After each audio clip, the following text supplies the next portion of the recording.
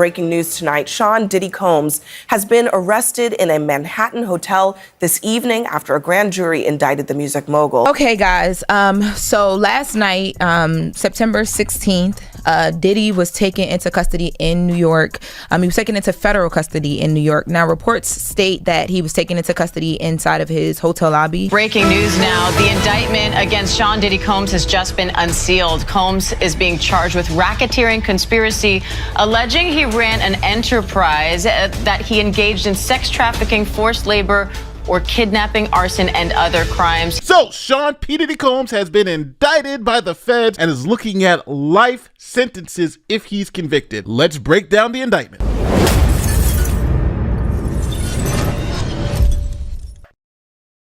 This is a federal indictment out of the Southern District of New York against Sean P. Diddy Combs, and it's packed with allegations of racketeering, sex trafficking, forced labor, and more. We're going to dive into the specifics and pull out direct quotes from the document to back everything up so you know that we're just not making this stuff up. Now, I'm going to ask you to buckle up because this is going to get intense. So the first charge that we want to look at in the indictment is the racketeering conspiracy charge under 18 U.S.C. section 1962 C and D, or better known as RICO. Okay, so what is RICO? Well, RICO is a law designed to target organized crime. And here the government is accusing Combs of running a criminal organization. The indictment states that Combs, quote, and others known and unknown were members and associates of a criminal organization referred to in the indictment as Combs Enterprise. The enterprise, according to the indictment, quote, engaged in and attempted to engage in sex trafficking, forced labor, interstate transportation for the purposes of prostitution, coercion, and enticement to engage in prostitution, narcotics offenses, kidnapping, arson, bribery, and obstruction of justice. Now, the Combs Enterprise was allegedly structured to serve multiple purposes, such as protecting Combs' reputation, ensuring his personal sexual gratification, and maintaining control over those around him. Now, one of the more chilling aspects of this indictment is that Combs allegedly secured absolute loyalty from members of the Combs Enterprise through acts of violence and personal threats. Now, remember, RICO isn't about just running a business. This charge is about running a criminal organization where illegal activities are coordinated and carried out to maintain someone's power and authority over a group. Now, after stating that Combs' enterprise was a criminal organization, then the indictment goes into what types of crimes this criminal organization was performing. First, it starts with sex trafficking. Now, sex trafficking is illegal in the United States under 18 U.S.C. section 1591. Now, this statute simply makes it illegal to recruit or coerce someone in commercial sex acts through force or fraud, particularly if interstate transportation is involved. Here's what the indictment says happened in this case. It says Combs manipulated women to participate in highly orchestrated performances of sexual activity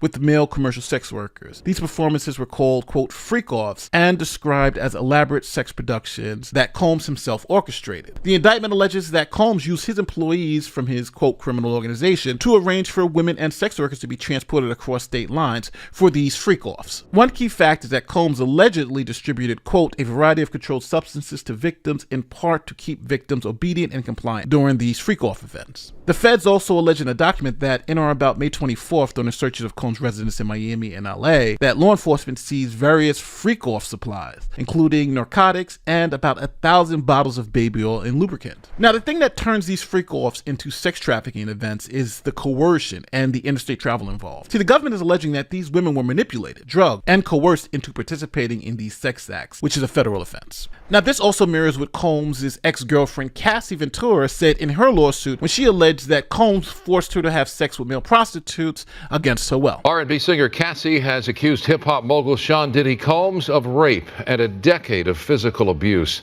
The two were romantically involved for years, but in a lawsuit made public today, Cassie says there was a pattern of control, drug use, and forced sexual encounters. Lawsuit headlines with a trigger warning for containing graphic sexual assault information, describing in detail sex trafficking allegations, in which Combs would force Cassie to take drugs, wear masks, and perform sex acts on other men so he could watch. Cassie says Combs raped her when she tried to leave him.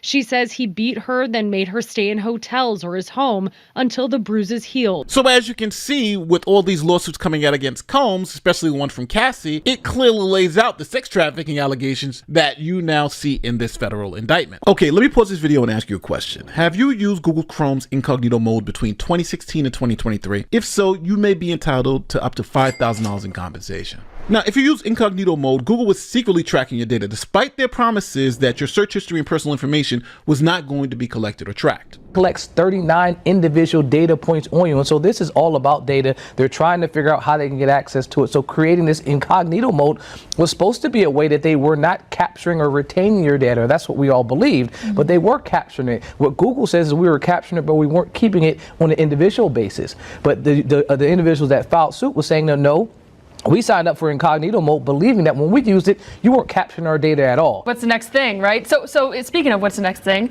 what happens to Google now? Are they at risk of more lawsuits from this? 100%. So if you've used Google's Incognito Mode during the period of 2016 to 2023, you could be eligible to join the lawsuit at no cost to you. Visit browserclaim.com to see if you qualify. There are no upfront costs, no hidden fees. Simply fill out the form and start your claim. Now, I need you to understand, participating in any lawsuit doesn't guarantee compensation, but you do have the right to seek compensation if your privacy was violated. Now, full disclosure, my firm isn't the only one involved. For instance, one of the largest firms in the country, Morgan & Morgan, is also asking for clients for this lawsuit. Now, for more information and to get started, visit browserclaim.com today to protect your rights and hold Google accountable. Now, the link is in the description and in the pinned comment. Now, back to the video. Next, the feds charge Combs with violations of 18 U.S.C. section 1589, forced labor. Now, this section criminalizes obtaining labor or services through force, threats, or coercion. Now, I know what you're going to say. The labor here isn't typical. It's actually sex acts, but it's coercion and force that make these charges stick. You're forcing people to have sex against their will, even if you're paying for that sexual activity. Now, according to the indictment, Combs used force, threats of force, coercion, and to cause victims to engage in extended sex acts with male commercial sex workers. Remember, that's what Cassie was alleging. The indictment also goes on to say Combs allegedly controlled these women by leveraging his financial support and threatening to cut them off at any time, effectively trapping them in these situations where they had no other options. Now, the feds point to the threatening nature of Combs's business environment by saying that on one or more occasions, Combs himself carried or brandished firearms to intimidate and threaten others, including victims and witnesses of his abuse. Now, the feds allege that this goes beyond manipulation. It's about using a combination of threats, violence, and financial control to force women into performing sex acts with these male prostitutes. And this constitutes forced labor under federal law. The next crime the feds allege was going on is kidnapping, which is in violation of 18 U.S.C. section 1201. Now, federal kidnapping laws kick in when someone is transported across state lines against their will, which is exactly what the indictment is saying Combs is doing to these women. Now, it's important to note, these are underlying crimes to support the RICO charge. Remember, this is supposed to be a criminal conspiracy for a corrupt organization. For instance, the indictment claims that Combs transported women across state lines to participate in these sex performances, which amounts to kidnapping because they were coerced and didn't leave on their own, according to the indictment. Now, the indictment also goes on to say even though these women may not have been physically restrained, the indictment makes it clear that the combination of coercion, drugs, and intimidation was enough to strip them of their ability to freely choose whether to stay or to go, which brings the charges of kidnapping into play. Now, when we think about kidnapping, we generally think about the person being restrained or tied up, but the feds aren't alleging that in this situation. They're saying that Combs created an environment where women felt trapped and unable to leave. And even if there wasn't a literal locked door preventing them to leave, the law considers that if you're coerced and manipulated enough, this could meet the standard for kidnapping, especially when someone's transported across state lines. The feds also charged Diddy with violating 18 U.S.C. section 201. That's a bribery statute. Now, the indictment accuses Combs of trying to cover up his crimes by offering bribes to key witnesses and others who might expose his actions. Now, for this bribery charge, the indictment points to one specific event that involves Cassie Ventura that occurred in March 2026. Remember that video from the LA hotel where you see Combs kicking, dragging, and throwing a vase at Cassie? Well, the indictment says that when hotel security intervened, that Combs tried to bribe the staff to keep the incident quiet. Now, the government says that Combs had a pattern of offering hush money to silence witnesses or victims, which is what gives rise to the bribery charges. The government is saying that this is a clear attempt by Combs to avoid the legal consequences and cover up his illegal activity by paying people off. Lastly, we've got obstruction of justice charges under 18 U.S.C. section 1503. Now, this charge involves any action that interferes with the administration of justice, such as witness tampering or attempting to cover up crimes like paying people off. Now, if you haven't noticed by now, all the charges kind of build upon themselves. If you think about it, first they say you have a criminal organization, so they hit you with the RICO count. Then they say, well, in furtherance of the criminal organization, you were sex trafficking. And since you were sex trafficking, that means you were forcing people to do things like have sex against their will. That gets you to forced labor. And since you were using forced labor by transporting people across state lines, that gets them the kidnapping charge. And since you were paying people off to hide the fact you were doing all these things, that gets you the bribery charge. So the government specifically has built this document on all the preceding charges. So now let's talk about obstruction of justice again. Well, the indictment outlines that Combs used his influence at Combs Entertainment to intimidate and manipulate witnesses, preventing them from coming forward. It states that, quote, Combs and other members of the Combs enterprises threatened individuals who witnessed crimes. And additionally, it says Combs allegedly used his employees to help cover up his actions. Obviously, employees, that brings in the RICO charges. And they would do this through threats of retaliation against anyone who may expose him. Now, the government was claiming that Combs was actually preventing justice from being served by using threats and intimidation to silence potential witnesses and cover up his illegal activity. Now, last but not least, remember when police raided Combs' homes in Miami and Los Angeles?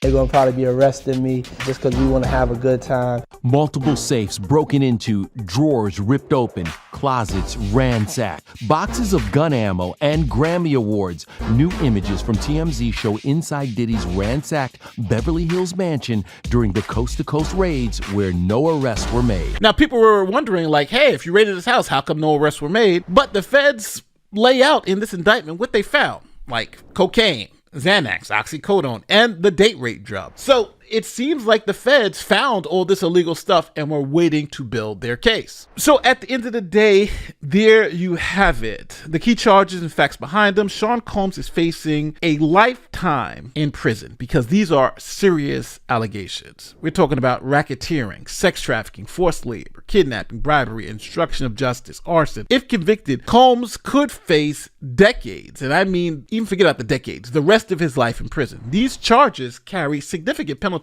And we're just talking about the federal charges. There could also be state charges following these prosecutions. So Combs has a lot of money, he has a lot of resources, and he's going to need them all because it seems like the dam has broke and he is facing some serious criminal liability. Now, P. Diddy was denied bail by a federal judge, and here is his attorney explaining why P. Diddy is 1,000% innocent.